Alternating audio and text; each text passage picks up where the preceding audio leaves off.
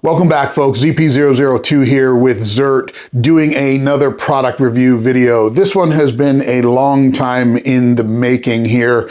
We teased it earlier this year, and then we've had some just some life things happening, getting in the way of getting this thing out. Actually went to go edit it a couple of times, and the video just wasn't quality enough for me to make sure for you guys are getting the most out of it. And at the end of the day, if you guys have ever edited videos or whatnot, you're probably your own worst critic. But anyway, we wanted to do the final review of the Sig MCX Regulator. This ranch rifle, as it is called by Sig, has been out on the market now for, I believe, since April, March, April.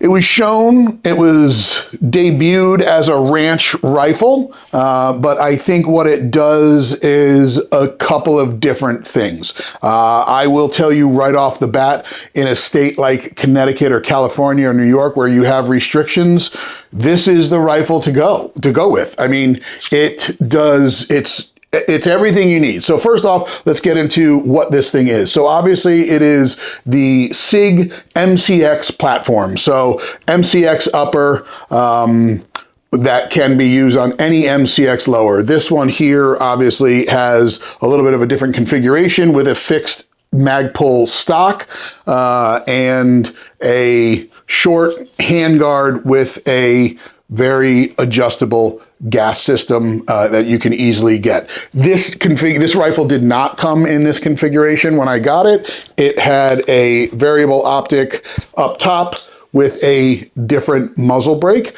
but we'll get into that in a minute. 16-inch barrel. I believe it's over 7 pounds in its initial configuration. It does have a ambi safety selector on both sides, two-stage trigger. It does have ambi controls, obviously, for mag release and bolt release, and then mag release and bolt release. Those are the nuts and bolts of the rifle.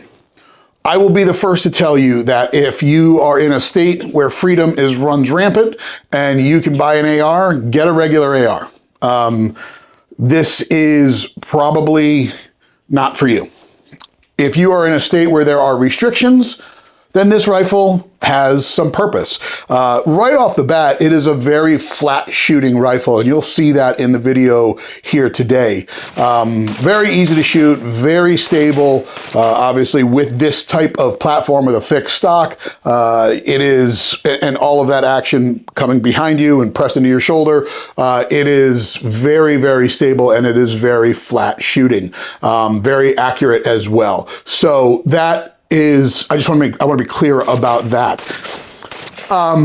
Being that you cannot access the controls like you would on a normal rifle, then this may not be something you're accustomed to yet, but with some training, two things happen. One, this rifle gets lighter, and two, the controls get more second nature, if you will, right? So normally what you would do if you were holding your rifle, which would be, the grip would be down here, you can easily drop the magazine with your trigger finger.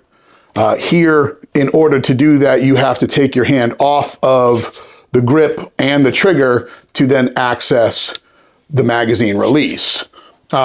When I shot this rifle and when I ran it last month in Oklahoma, you kind of just do a little bit different because obviously with a normal rifle, you know, as you are both hands, you drop the magazine with your trigger finger as your support hand sweeps back towards your magazine or towards your belt to get a fresh magazine, load it, drop the bolt, and you go back.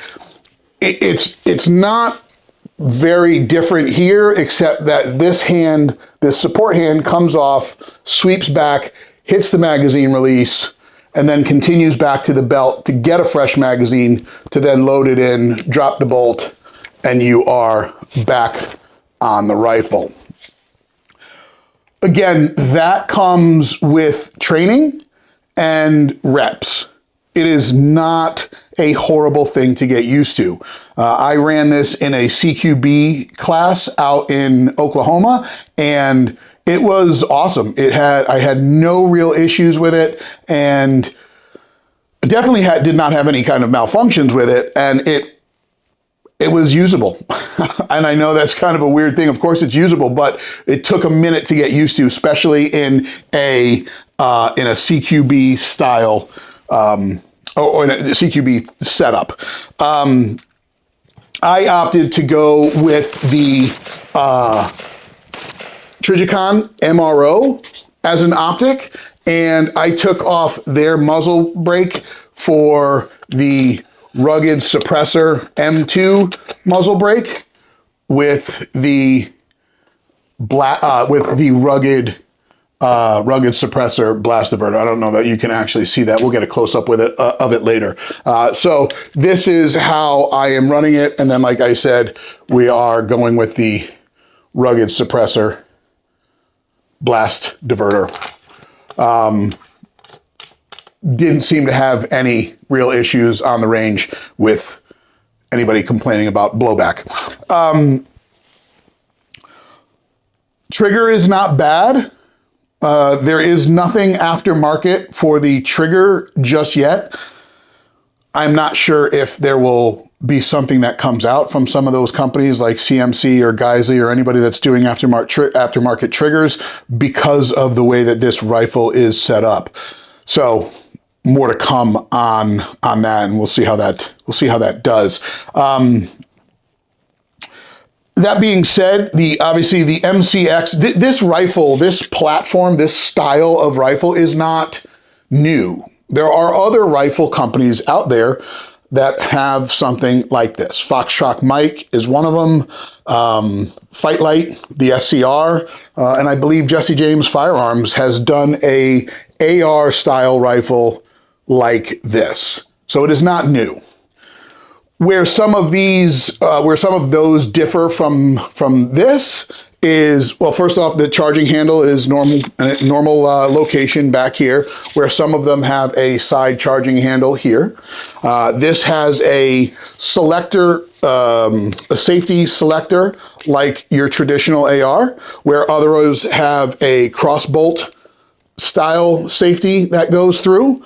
Obviously this one here, or some of the other ones, have a proprietary type bolt that is shortened and cut with a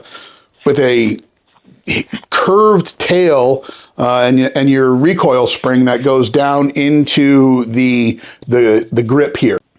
So the recoil and buffer system is like a traditional Sig MCX upper. There are videos out there of other people on YouTube taking this style rifle and putting other Sig MCX uppers chambered in obviously other calibers. 1-300 Blackout I've seen, 1.762 39, but all just swap out like Legos, and you just keep running this rifle. So that's pretty cool. I ended up doing some backup Magpul iron sights on this, and I also did the QD attachment for the front and for the back here, so I can run a Viking Tactics 2-point sling. My thoughts on this rifle are I said it at the top, folks. It is a good rifle. It's an accurate rifle. It's a sturdy rifle, and I don't have any issues with it. Would I replace my traditional AR with this rifle, whether it was a SIG or wasn't a SIG? No, I wouldn't. I don't feel that this solves any issues with the current platform of an AR, with the exception of if you're in a state that is restricted. This rifle in Connecticut is fully legal the way that it is. Take the magazine capacity out of it, but set up just like this, I can have this rifle and there are no issues in a state like Connecticut and I believe California. And I believe that's one of the things that one of the reasons why Sig put this rifle out there. And while we can sit here and say it sucks that a company would have to do that, I'm glad that they did do that. Being that I am in a restricted state and unfortunately cannot just have one of my normal ARs, which I've had for many years, without having some kind of modifications to make it legal, I will continue to use this rifle in training and different classes because I want to get better with its one-hand mag change manipulations. And what I mean by that is using my support hand to not only change the magazine, but drop the magazine first and then change it with a fresh magazine. And that's not a game changer for me or a deal breaker for me. It is easily, I guess, you can get accustomed to it and you can kind of just master it with continued reps. When it comes down to some of the things that may not be awesome about this rifle is price-wise, it is definitely a little bit more than your basic AR platform out there. Now, is that price tag different than other companies out there? Well, no. I mean, you know, there are definitely higher end ARs out there and you pay for what you get. I'm a big believer of buy once, cry once, and you spend the money for a quality tool up front, and then you don't have to worry about replacing it for breakage or cheapness down the road. This rifle, I don't know I know what the MSRP is right now, but I'm not sure where it's sitting on the market now that it's been a few months. I do not know if this rifle did exactly what Sig wanted it to do and took the market by storm like they were maybe planning. And maybe that means that the price has come down and you can pick one of these up for a better price. I think the MCX platform is an interesting platform with its proprietary bolt and charging handle situation there. It's not your regular drop-in. You can't interchange it with your other ARs. So that may be a hindrance for some people. The price may be a hindrance for some people. And then quite honestly, some people may just look at this thing and say, no, I'm good. I don't need it. It does not solve any problems for me, so I'm just going to go ahead and pass. And that's fine. Like I said, this for me solves a problem that I unfortunately have. One of the other things is it's got the ARCA mount on the bottom here, so if you are one of those guys that are using the tripod with the ARCA mount system, you can easily just slide this in, lock it down, and operate this on a bipod or a tripod, whichever one you're using. Other than that, there's not much else to it. Like I said from the beginning, it solves a problem for me for this area. It is a heavy rifle, but you get a lot. It gets lighter when you start to use it, but it is a very accurate rifle, and I enjoyed shooting it while I was on the range, and I plan to shoot it again in the near future at some more rifle classes coming up.